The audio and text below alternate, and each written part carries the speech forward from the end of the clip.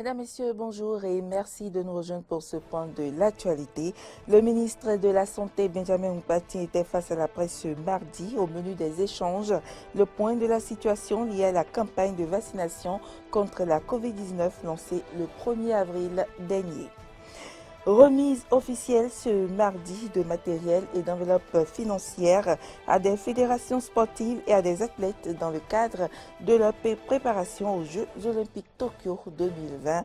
Et puis, les stratégies de relance de l'économie de l'Afrique à l'ère du coronavirus. Au cœur d'un sommet à Paris, une quinzaine de chefs d'État africains y prennent part.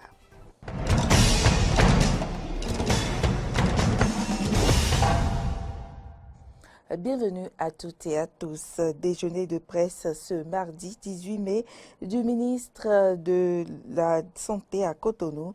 Benjamin Nkpati a tenu à rencontrer les hommes des médias pour leur faire part de la situation liée à la campagne de vaccination contre la COVID-19 lancée le 1er avril dernier. L'essentiel à retenir de ces assises avec Anne-François Mbédirinto. Informer les professionnels des médias sur l'évolution de la vaccination contre la COVID-19 au Bénin est l'objectif de ce déjeuner de presse organisé par le ministre de la Santé, Benjamin Nkpati, ce mardi 18 mai 2021. Lancée le 1er avril 2021, la campagne de vaccination se poursuit sur l'ensemble du territoire national et concerne désormais les personnes âgées de 18 ans et plus. Il s'agissait dans un premier temps essentiellement des agents de santé et des personnes à risque, à savoir les sujets de plus de 60 ans ou souffrant de certaines maladies comme le diabète, l'hypertension, l'asthme, la drépanocytose. Au regard de l'intérêt suscité par la campagne et en application de la stratégie de couverture progressive de toute la population afin d'atteindre l'immunité collective, qui permettra de réduire considérablement le risque pour les personnes atteintes de développer les formes graves de la maladie, le gouvernement de notre pays, sous l'impulsion de son chef, le président Patrice Talon, a décidé d'étendre désormais la vaccination à tous les sujets âgés de 18 ans et plus, et ce, dans tous les départements du Bénin. On prépare ce déjeuner de presse, le représentant résident par intérim de l'OMS et la représentante résidente de l'UNICEF au Bénin. Occasion pour les hommes des médias de poser de nombreuses préoccupations après la brillante présentation de la situation sanitaire au Bénin par le directeur général de l'Agence nationale des soins de santé primaire. Des préoccupations auxquelles les autorités ont su apporter des clarifications qui ont permis en retour au ministre de faire certaines exhortations. Je voudrais encore une fois assurer l'ensemble de la population béninoise que les vaccins contre la COVID-19 que nous avons dans notre pays ont tous été homologués par l'OMS et vont contribuer à enrayer la propagation de la pandémie de la COVID-19 et surtout, je voudrais enfin nous exhorter à lancer un appel à tous ceux qui sont autour de nous, qui sont âgés de plus de 18 ans, à se rendre massivement au niveau des structures de santé où des postes de vaccination ont été ouverts pour avoir la dose de vaccin pour être préservé des dégâts de la COVID-19. Il n'est plus à rappeler que la COVID-19 est bel et bien présente au Bénin et continue de faire des ravages. À la date du 17 mai 2021, le Bénin a enregistré 8025 cas, dont 101 décès, 7893 personnes guéries et 1352 hospitalisées pour avoir développé une forme grave ou symptôme de la maladie. Cérémonie officielle de remise de matériel à certaines fédérations sportives et de soutien financier à des athlètes dans le cadre de leur préparation aux Jeux olympiques Tokyo 2020. C'est une initiative du Comité national olympique et sportif du Bénin. La cérémonie a eu lieu ce mardi au stade de l'amitié générale Mathieu Kérékou de Cotonou. Frédéric Espoir Mambou pour le point. Pour cette énième sortie du Comité national olympique et sportif du Bénin, plusieurs fédérations sportives ont reçu de façon officielle des assistances en matériel et équipement sportif. Il s'agit pour la majorité des sports qui font leur premier pas aux Jeux olympiques. Et sur ce volet, près de 21 500 000 ont été dépensés pour l'acquisition de ces équipements qui sont dispatchés sur plusieurs disciplines. Aviron a bénéficié de matériel sportif à hauteur de 4 500 000. Baseball, 3 500 000. Karaté, 2 500 000. Au roller sport, 3 millions. Rugby, 2 500 000. Triathlon, 3 millions. Techball, 3 000 $. Par ailleurs, dans le cadre des prochains Jeux olympiques Tokyo 2020, certains athlètes béninois ont aussi bénéficié d'accompagnement financier pour leur préparation. Privel Rekanti, à qui le comité olympique accorde un accompagnement de 8 000 $.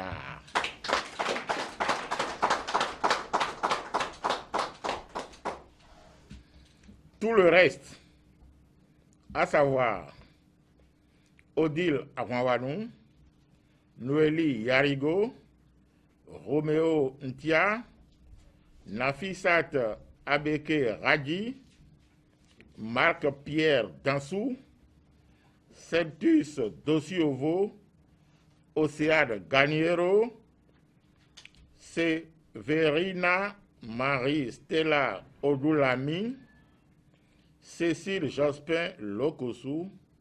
Chacun de ces derniers athlètes bénéficie d'un accompagnement de 2 000 $. Ce qui fait au décompte total 26 000 $, soit 14 92 000 francs CFA. Des appuis salués par les responsables des diverses fédérations sportives qui ont pris l'engagement d'une utilisation à bon escient. Représentant le président de la République Patrice Talon au sommet de Paris sur la relance de l'économie africaine, Romuald Wadaini a appelé à une solidarité mondiale quant au financement des économies africaines.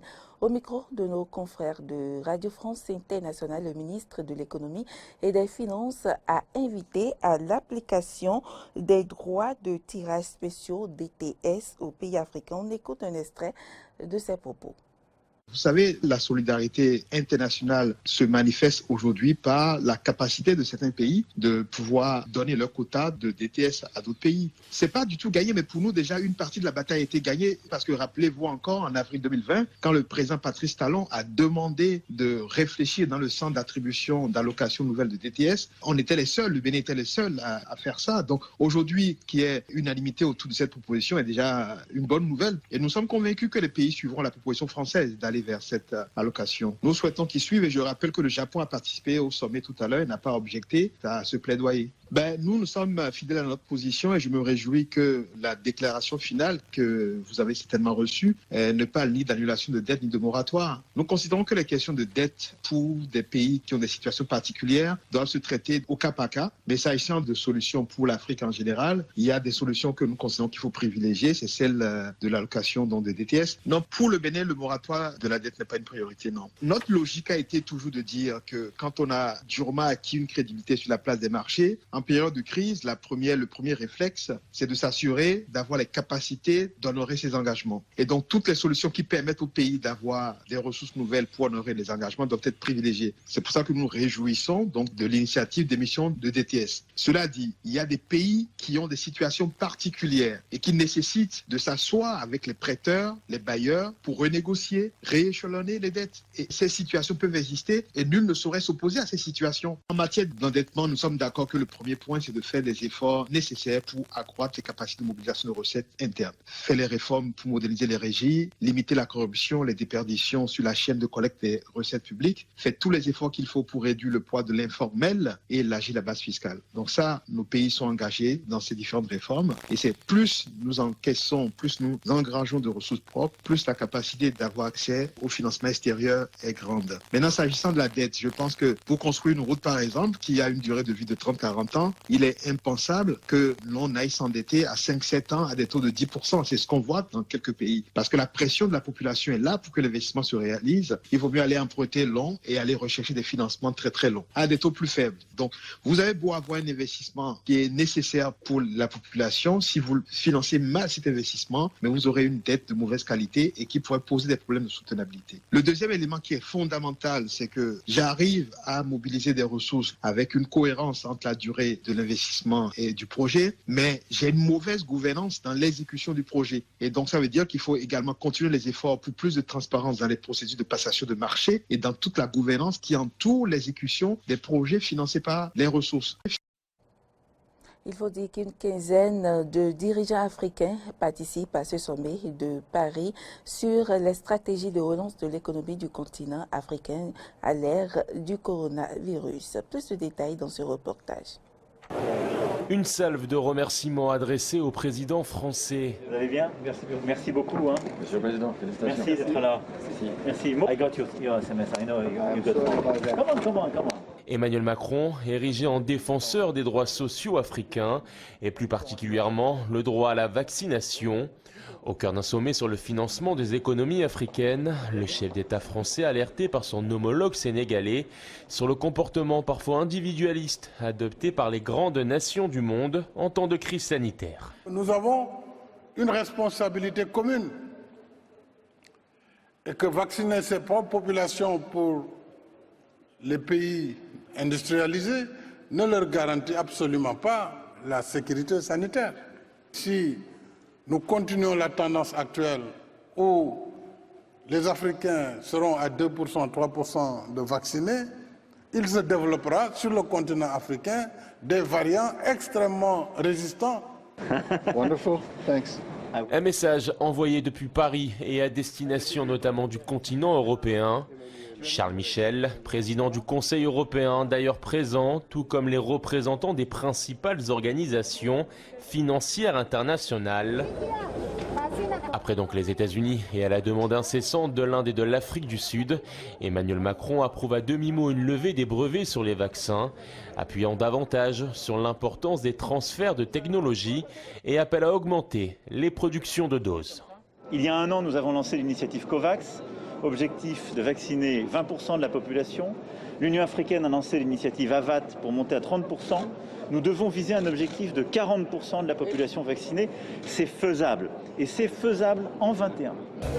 Un projet estimé à 50 milliards de dollars pour produire des vaccins en Afrique pour l'Afrique. Le Fonds monétaire international est sollicité. De grandes promesses, mais surtout un travail de dédiabolisation autour du vaccin est préconisé par les grands chefs d'État africains. Il n'y a pas assez de mobilisation de ce côté-là de la part de nos populations. C'est une certaine inquiétude qui est due au fait, à mon sens, que le vaccin vient d'ailleurs.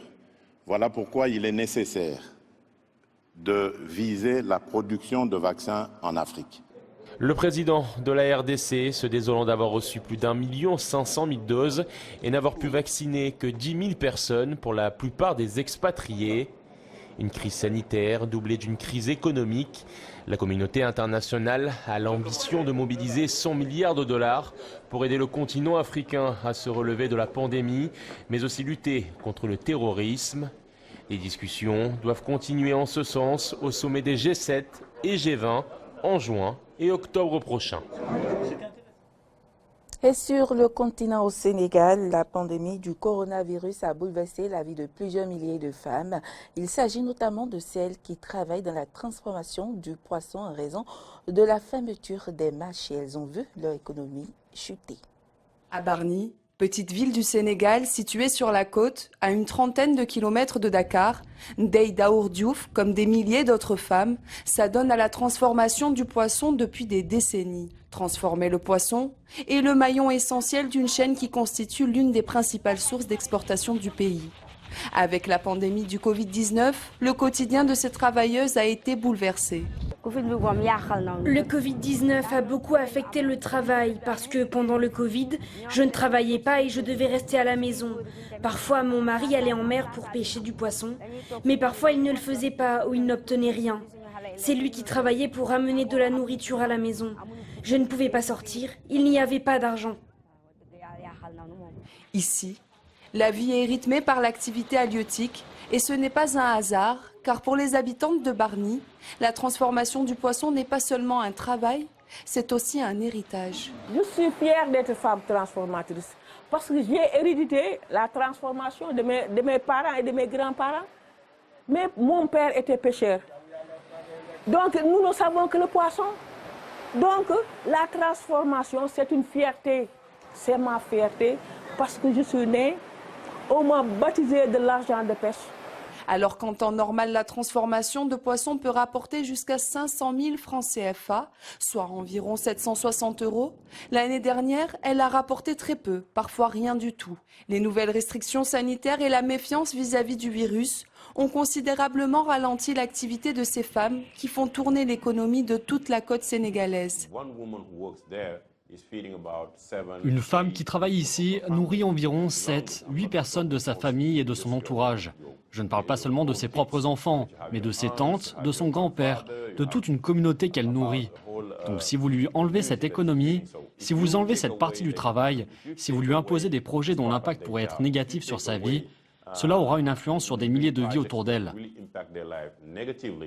Ce n'est pas seulement une personne, mais plusieurs qui vont perdre des revenus indirectement parce que cette femme ne travaille plus.